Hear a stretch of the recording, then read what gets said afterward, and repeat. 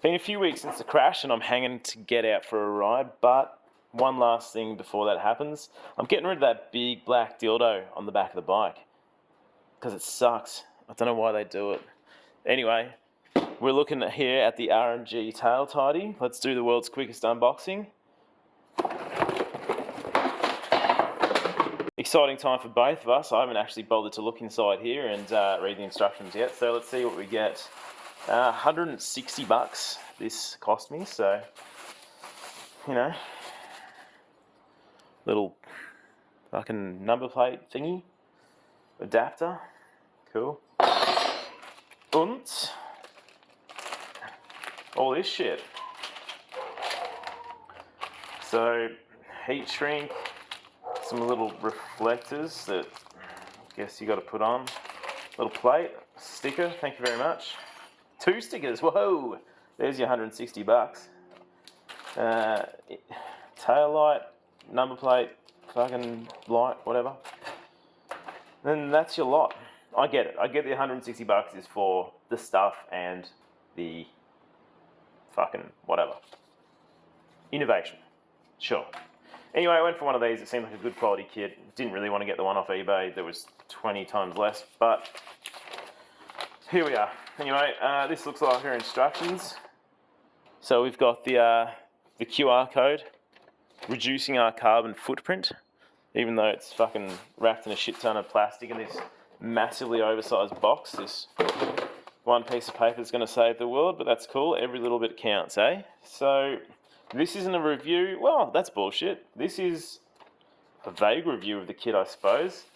But it looks like a few steps to put this on, so I'm just going to let you see the process. I'm going to let you watch and enjoy as I struggle to fit this fucking thing. So, without further ado, I guess I'll have a quick squeeze through the instructions online and let's start ripping some shit off the bike. Before we go into this, I'm just going to reiterate, this isn't a how-to, it's vaguely just you seeing what I'm doing for your viewing pleasure, because I'm going to be following the instructions and, you know, just winging it, basically. Can't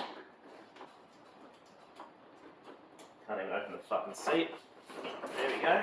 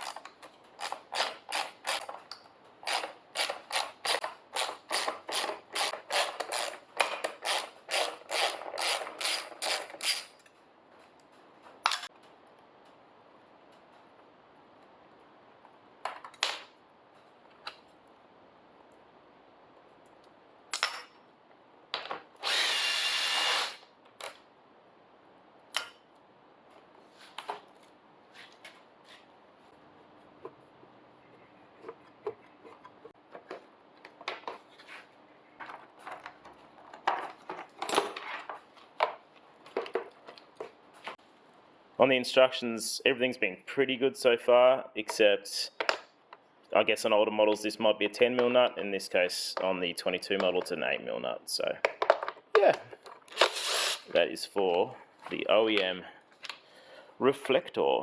Whoop.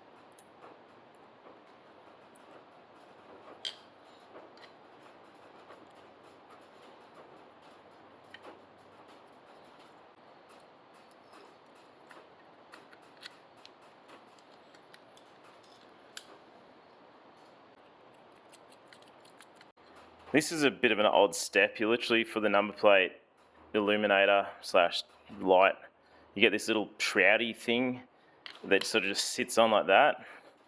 You got to super glue it on. That's what they say. They say you got to super glue it on. So, bit odd, but I'll do it anyway.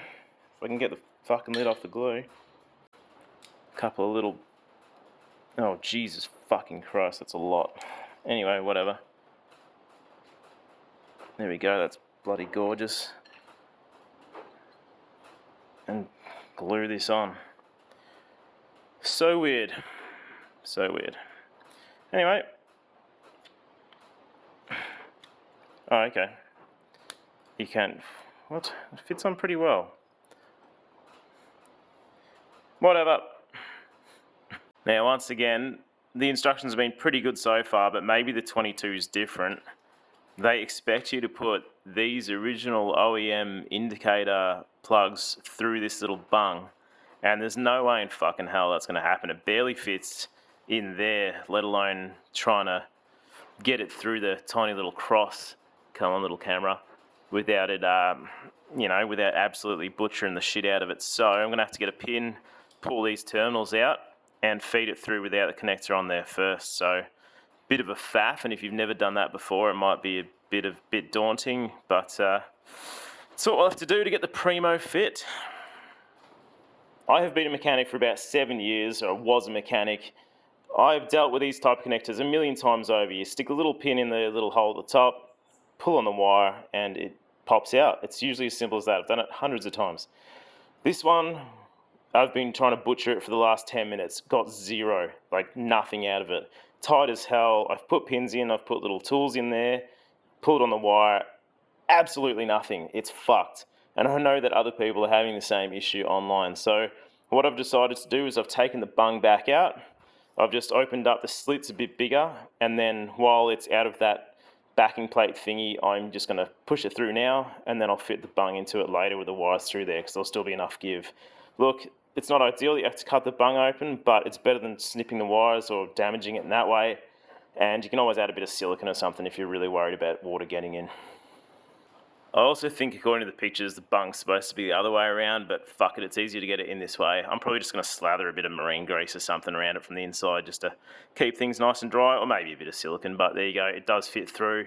You just got to butcher the shit out of it, so swings and roundabouts.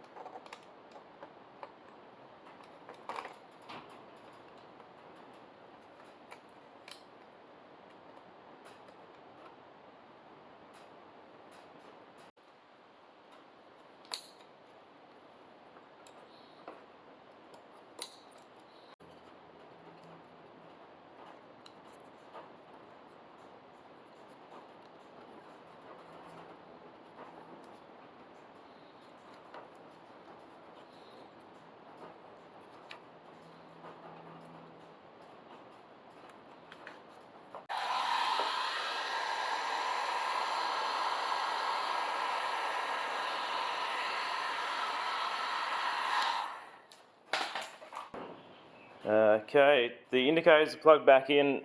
They do include the world's longest adapter for the tail light, so I guess in the future if you want to extend your tail tidy thingy by 2 feet, you'll be laughing.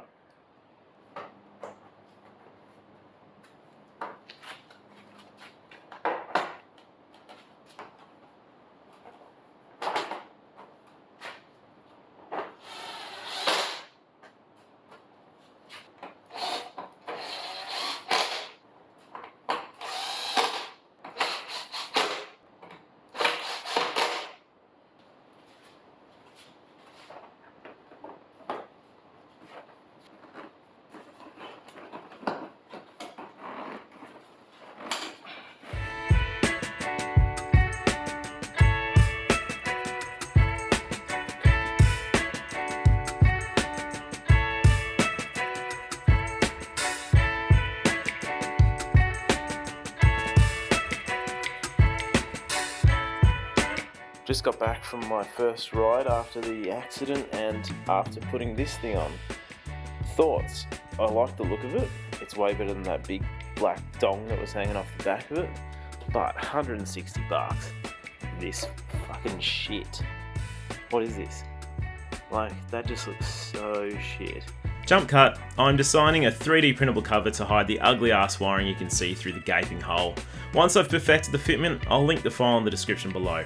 Here's a quick look at an early prototype so you can get the overall idea. After fitting the kit, I would definitely say to either find a kit that looks better straight out of the box, or just get an eBay version. There's really not much to this style of kit and it's absolutely not worth the money. Maybe at $100 or less it'd be fine, but 160 is crazy given the finished quality. Thanks for watching, subscribe and give me a thumbs up for more, and feel free to ask any questions in the comments below. Safe riding!